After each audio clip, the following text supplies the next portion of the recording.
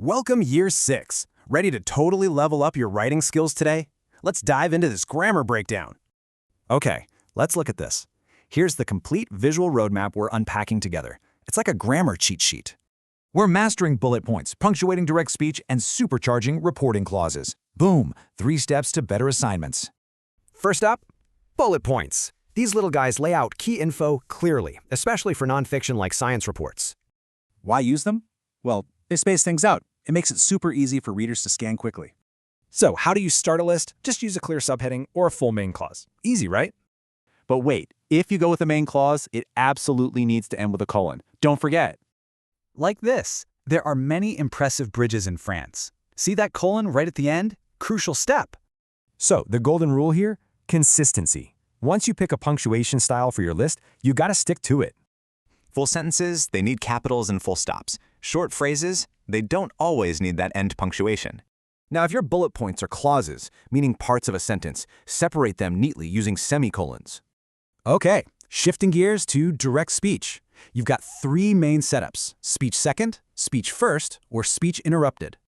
With speech second, the reporting clause actually comes first, followed by a comma, then the capitalized spoken words. For example, Aisha asked calmly, "Are you ready?" Notice that little comma right before the speech begins? In speech first, the spoken words take the lead. Keep your punctuation tucked safely inside those inverted commas. Let's get going, shouted Mr. Martinez. See how that exclamation mark is locked safely inside the quotes? Perfect. Finally, speech interrupted literally breaks the sentence in half with commas, plus the second part starts with a lowercase. This brilliantly illustrates it. Before long, Alex muttered, we'll have to go. It's totally interrupted, but flows beautifully. Right, on to reporting clauses. These just tell us exactly who's speaking and how they're saying it. Let's look at this. Here are 4 brilliant ways to instantly make those reporting clauses way more exciting. Number 1, swap out the boring word said for richer synonyms. Think grumbled, muttered, or sighed. Much better. Number 2, toss in an adverb. Words like moodily or calmly instantly paint a clearer picture in our heads.